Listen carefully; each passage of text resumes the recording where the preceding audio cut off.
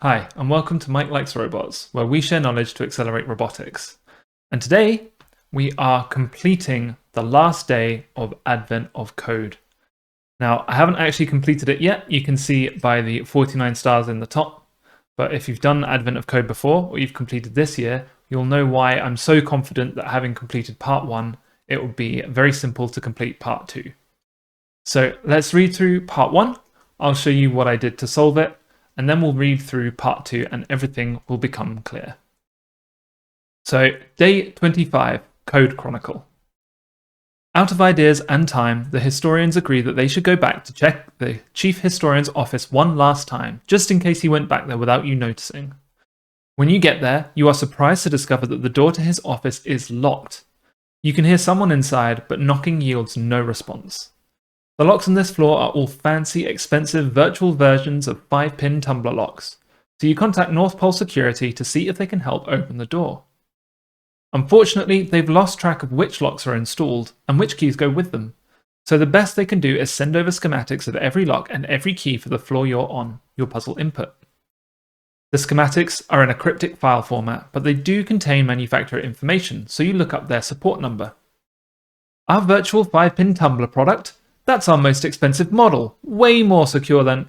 You explain that you need to open a door and don't have a lot of time. Well, you can't know whether a key opens a lock without actually trying the key in the lock due to quantum hidden variables, but you can rule out some of the key lock combinations. The virtual system is complicated, but part of it really is a crude simulation of a 5-pin tumbler lock, mostly for marketing reasons. If you look at the schematics, you can figure out whether a key could possibly fit in a lock. He transmits you some example schematics. You can see here there's blocks of characters all fitting in the grid. The locks are schematics that have the top row filled with a hash and the bottom row empty with a dot. The keys have the top row empty and the bottom row filled. If you look closely, you'll see that each schematic is actually a set of columns of various heights, either extending downward from the top for locks, or upward from the bottom for keys. For locks, those are the pins themselves. You can convert the pins in schematics to a list of heights, one per column. For keys, the columns make up the shape of the key where it aligns with the pins. Those can also be converted to a list of heights. So, you could say the first lock has pin heights 0, 5, 3, 4, 3, so that's 0, 5, 3, 4, and 3, or that the first key has heights 5, 0, 2, 1, 3, so that's 5, 0, 2, 1, and 3. These seem like they should fit together. In the first 4 columns, the pins and key don't overlap. However, this key cannot be for this lock. In the rightmost column, the lock's pin overlaps with the key, which you know because in that column, the sum of the lock height and key height is more than the available space. So anyway, you can narrow down the keys you'd need to try by just testing each key with each lock, which means you would have to check, wait, you have how many locks? But the only installation that size is at the north, you disconnect the call. In this example, converting both locks to pin heights produces these 2 entries. Converting all 3 keys to heights produces these 3 entries. Then you can try every key with every lock. You can see that there's 2 overlapping, 1 that fits, 1 overlapping, and 2 that fit. So in this example, the number of unique lock key pairs that fit together without overlapping in any column is 3. Analyze your lock and key schematics. How many lock key pairs fit together without overlapping in any column? Your puzzle answer was 2,900. So immediately after reading this puzzle, I had an idea about how to do it by using converting these keys and locks to single integers and then using bitwise operations to compare them, instead of converting to vectors of numbers. And it turned out that this works very well. So I'll show you my code for parsing the puzzle into the vectors of integers, and then the code to compare them together. Let's take a look. So for this example, I've got a code chronicle struct, which contains 2 vectors, a vector of U64 and a vector of U64 again, one for locks, one for keys. Now, one thing that I wanted to check before assuming I could do this was that the keys would be the right size and the locks. So I want to convert each set of entries into a number like this, where hash represents 1 and dot represents 0. By doing that, I can then use bitwise operations to compare them together. So I wanted to check how big they are. This is 35, so it won't fit in a U32, it needs to be a U64. But the next thing is that the test is often simpler than the full input. But if we take a look at the full input, they're exactly the same structure. So that's 5 wide and 7 tall. So I can use the same parsing code for both, which is great. So what I have is my from string method. I have an error enum as we've done in the past, but this time I decided to try something new, which is to use the thiserror library. Thiserror is a way of generating errors for your library or your application. In this case, it doesn't add anything too different from what we have, except for helper methods to be able to convert it to strings and so on. So if I remove this and I remove the error, this is still pretty good, but with the thiserror adds an entry. It adds entries in that provide error messages for a given enum value. You'll have to ignore the yellow text. It's Clippy telling me that I shouldn't start all enum variants with the same name, but I think that's fine. So I don't know how to say ignore. Maybe I can just copy this and say ignore. In any case, I have also converted the main function to return a result, so that if there's any error, I can use the question mark and it should just print out an issue with, it should print out the error text. Couldn't actually get the error text to display, but I think this is a better way of doing errors. It means less manual code, but you could have coded this all by hand anyway. So I started experimenting with this error. I'm sure there's more to do, and I think it's a good library that you should check out. On from the error is the parsing code. Again, I'm using an iterator, and I keep the same iterator so that I can just take values from it. Now I've got a key mask and a lock mask. And that's because once I've converted an entry to an integer, I want to tell whether it's a key or a lock. Keys have the last row filled here, which means that if those entries are all ones, then it's a key. And a lock mask has all the top row filled. So I have the same mask shifted over by 30 entries so that it is up 6 rows. Now isKey says if the and together is greater than 0, technically it should be is equal to the key mask, but that's, yeah, this is more correct. Otherwise it would have come up, if there was a single hash in the top line, it would have said it was a lock, but it's actually not a valid lock. So this is more correct. So if it's a key, then the bottom row, or the least significant bits, will be the same as the key mask, i.e. all ones. If it is a lock, then the most significant bits will be equal to the lock mask, i.e. all ones. Then I have a keys and a locks vector. Then I just take while it's not an empty string, so that will take a block of 7, and then try and fold that. For each, it will iterate over the characters and figure out whether it's a hash or a dot. If it's a hash, it adds 1 to the accumulator, and if it's a dot, it doesn't add anything. But each time it does this operation, it shifts it over by 1. So actually, the only reason that this checks the length or the width of the key is because of this line length check, which returns an invalid line length. So I could make this feasibly work with much longer or much wider keys and locks, only at that point my lock mask would need to change. So we've got the ones which are added on, the accumulator shifted over 1 before it's added on, and then the same thing happens for each entry.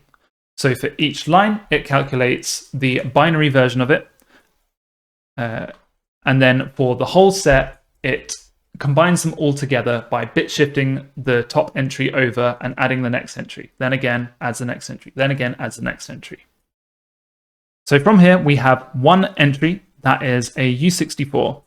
If it's a key, according to our key mask, we add it to our keys. If it's a lock, according to our lock mask, we push it to the locks. Otherwise, we got an invalid key or lock, and we return that. Then the part A code is really, really simple. You iterate over the locks, and for each lock, you iterate over the keys, and for each key, check whether the lock and key fit together. And that's the core of the function, and I've left these comments in to demonstrate why it works. So let's say that we have 3 wide locks and 3 wide keys. We have a lock that is hash, hash, hash, hash dot hash dot dot dot, but converted to ones and zeros, which are essentially equivalent, right? Then a key would just be the bottom row filled with ones. Does this fit together? It does, because when we line all these up one after another, we get this number and we get this number. Now, if we AND these two together, we get 0 because the keys fit together.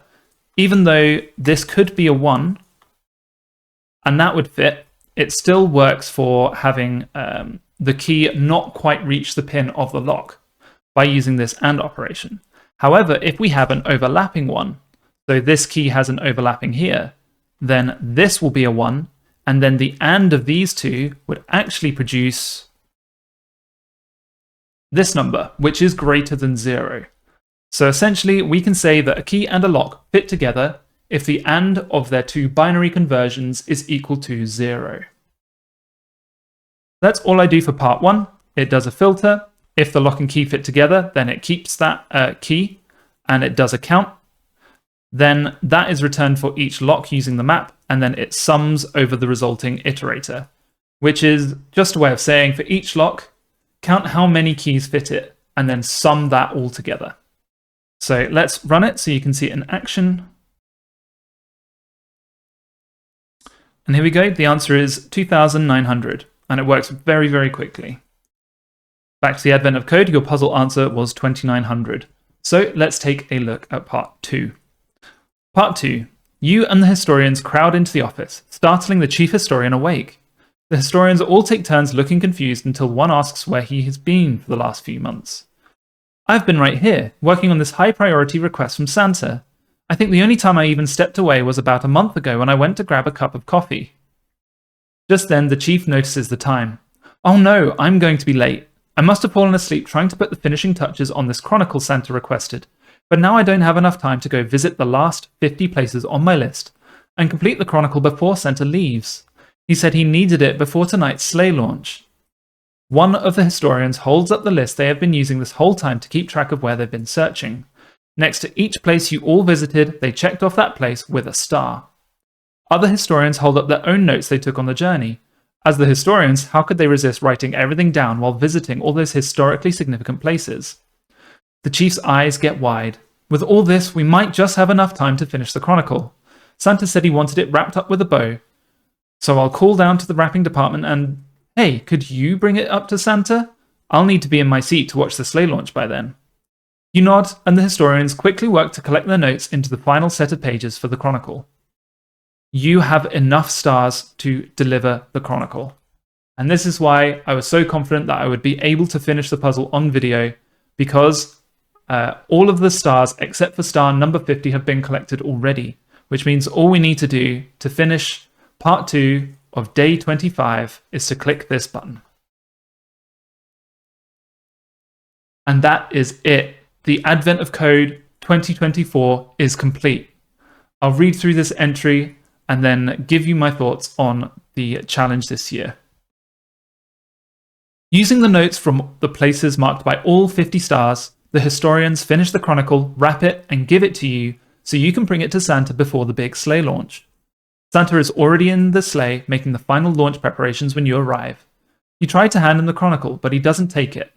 Ho ho ho, he laughs to himself. That gift isn't for me, it's for you. That chronicle is a record of all the places you've been and people you've helped over the last decade. Thank you for everything. With that, Santa takes off in his sleigh to deliver the rest of this year's presents. Also, there's a new design up in the shop if you're interested. If you don't see it, give it a few minutes. Congratulations, you've finished every puzzle in Advent of Code 2024. I hope you had as much fun solving them as I had making them for you. I'd love to hear about your adventure. You can get in touch with me via contact info on my website or through Blue Sky, Mastodon, or Twitter. If you'd like to see more things like this in the future, please consider supporting Advent of Code and sharing it with others. I've highlighted the Easter eggs in each puzzle just in case you missed any. Hover your mouse over them and the Easter egg will appear.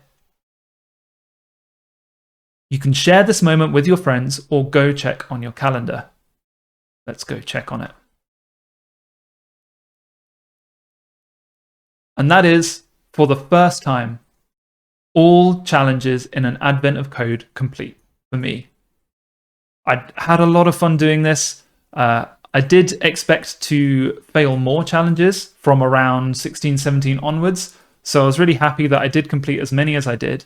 I think it was only days 13 and 19 that I needed to get a complete solution to help with, and arguably day 24 as well, because I used someone else's solution in order to generate the graph, or use it as inspiration to generate the graph that I then used for visual troubleshooting.